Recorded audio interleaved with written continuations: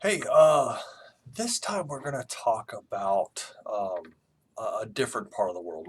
Last time we got into the colonization of North and South America. This time we're going to shift that focus a little bit to the other side of the globe, to the Indian subcontinent mainly, a little bit with China, a little bit with Japan, mentioning them slightly. Um, Remember, most of those voyages of exploration were about, procuring profits, making money. And so, a place to do that, though we originally were intending to extract profits from, were the Indies, the Spice Islands, and China and Japan. So we're going to do that again. Uh, and in the early 1600s, 1600 actually, on New Year's Eve, uh, to be exact, the English are going to establish one of the very, very first multinational companies. This will eventually become known as the British East India Company. This is a multinational corporation, like I said, but unlike those of today, it has a military force to back up trade and policy, as well as, and often is the case today, the ear of a sympathetic government. But on the side of the British East India Company and the Dutch East India Company that we'll mention here in a minute, they are able to enact policy on behalf of the government. So they have a very wide latitude on what they are able to do. Um, and for England, the establishment of this company put England on the road to construct a huge empire upon which, they claimed that the sun never sat. And like we said, the drive for this company, this empire, was the quest for spices initially. Um, Back in 1480, the Portuguese had set sail to the Spice Islands, which is a small number of islands to the east of the Indian subcontinent, almost to China and Japan. But they were also trading with China and Japan. Eventually, even though the Portuguese kind of dominated that for a time period, a couple of growing maritime republics, the English and the Dutch, are going to do the same. They're not going to recognize a treaty that the Catholic Church put out granting the Portuguese dominion over that half of the globe. Uh, the British and the Dutch are Protestants at this point, and so they're not going to recognize a treaty that's put out by the Catholic Pope. So prior to the English doing so, the Dutch went directly to the Indies and to the Spice Islands and began trading there. They established what was called the Dutch East India Company, and they amassed tremendous profits.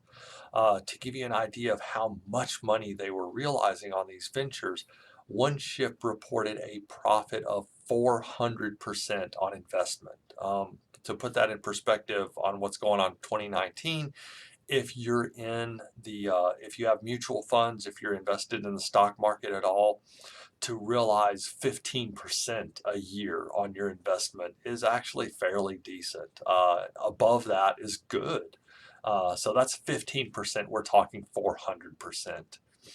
Um, but engaging in this, you have some extremely high startup costs. You have to buy a ship or have one constructed for you. You have to hire a crew. You have to provision that crew. So you have to set them up with food and supplies to be able to make these voyages there and back. You also have to obtain trade goods to be able to give to the people of the Spice Islands, to the Chinese, to the Japanese, to be able to trade for these spices and other goods to bring back. And that is a huge, huge investment. And with the exception of a very few people, that was too much for really a single investor to shoulder all of that. And so the English and other countries are going to follow suit, are going to start what are called joint stock companies. Uh, and when we talked about Jamestown a little bit ago, Jamestown was founded by the Virginia Company. The Crown does put in some money, but most of the money for the Virginia Company for the establishment of that colony, that's going to come from private investors. And so those are joint stock owners in this. And we're going to do the same thing with the British East India Company. So multiple people are going to be invested in this. The monarchy is going to get involved. They will invest some money, but their biggest involvement is the granting of monopolies. So once the British East India Company says, hey, we want to trade exclusively with India, we don't want to allow anybody else, the Crown is going to give them a monopoly on trading there. That typically applies to other English people, but the Crown will allow the British East India Company, for example, since we're kind of hanging out with them, that will allow them to defend their trade. So they have a monopoly on that because you're heavily invested in this. You don't want other people to come in. We tend to do the same thing, similar things today. Medical patents. If you come out with a new drug on the market, you usually get about 7 years exclusive rights to be able to sell that particular drug alone. And then after 7 years, generic makers will come on and follow suit. And so after 7 years of a drug being on the market, you see the price drop where you can purchase generics. And so, but it gives that initial company, that the person that developed that drug, it gives them time to make some money, make back their investment, but also really, really capitalize on it quite a bit. So the Dutch East India Company's founded, the British East India Company's founded in 1600, shortly after.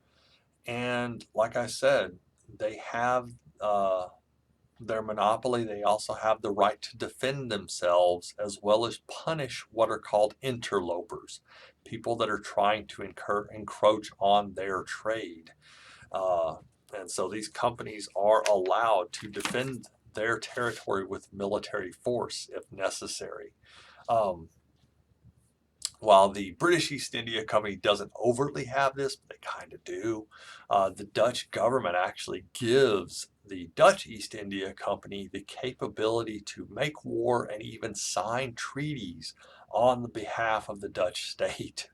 So they're allowed to interfere with domestic policies of other countries.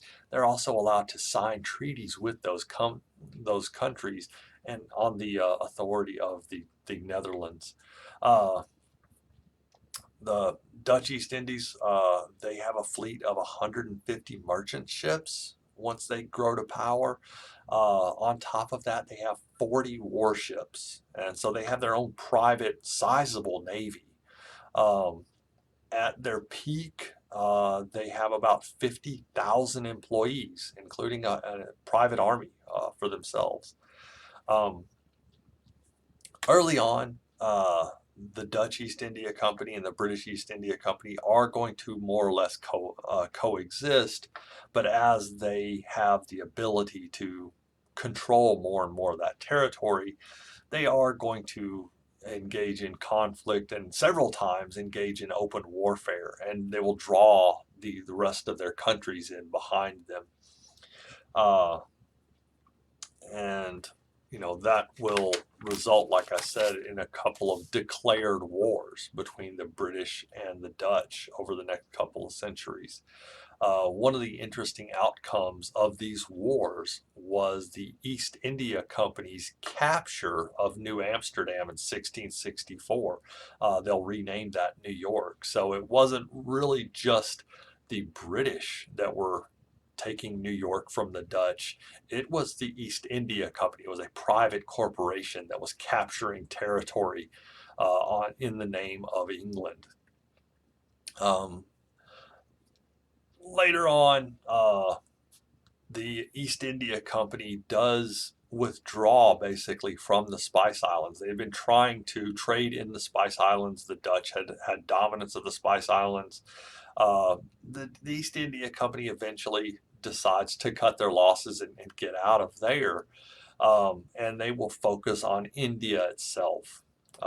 Previously, India had been basically a way station. It was a place to, you know, stock up on supplies on your way to the Spice Islands or on your way back from there.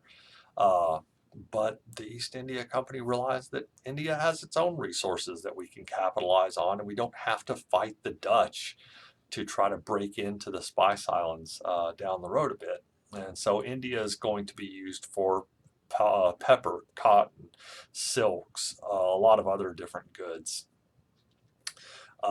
But the French are involved in India with the French Indian Company. And so there you have another rivalry with the East India Company ultimately kicking out the French. But both of these private companies were recruiting from the Indian population, trying to get the Indian people to enlist into their respective armies, and they were interfering with domestic policy in India. Eventually, the East India Company takes over the territory of Bengal, a portion of India. Think about that for a second. A private company is taking over a section of a country and establishing dominance over that. Um, that continued practice and them ramping that sort of situation up is going to be the basis of the British Empire. They are going to run with that model. Um, Now, that's not to say that everybody in England was okay with that. A large portion of people were okay with that. Hey, these are other people. They look different than us. Uh, we don't really care. We can establish dominance over them and sort of justify it that way. But not everybody in England agrees with what's going on with the East India Company. There are detractors. There are critics. Adam Smith, a famous economist, argued against monopolies. He was saying that free trade was the absolute most productive. He didn't really, care so much about what was happening to these other countries. It was just that, hey, we shouldn't give the East India Company a monopoly on these things. We can capitalize on this stuff better if other companies were allowed to go in and facilitate trade. Um, on a kind of humanitarian issue, Edmund Burke, a member of parliament, argued that the East India Company was corrosive and destroying traditional Indian culture. We're out there in India and we're, forcing them to adopt policies that's beneficial to the East India Company, not considering what we're doing to their country. He also argued that the executives back in England, these super newly rich people, were destroying the culture of British society. And so he's kind of a sort of conservative there, that he's wanting sort of traditional values, traditional culture to maintain hold without any kind of change. Eventually, by the end of the 1700s, the East India Company will finally beat out the Dutch rivals, and they do this primarily by diversifying trade. The Dutch were still focused on spices. That's fine, but the East India Company is going to trade in spices. They're also going to trade in textiles, and the big moneymaker and the big kind of global trade issue is going to be tea. They're going to procure tea from China. And that tea, and this is kind of a neat sort of, global trade network for this one commodity. The tea from China is going to be sweetened with sugar produced by slaves that were brought largely by England, some by Spain, a lot by Spain. But that tea is going to be sweetened by sugar that's grown in the Caribbean. And so you've got this massive, massive trade network for, a drink that becomes kind of a cultural icon of England.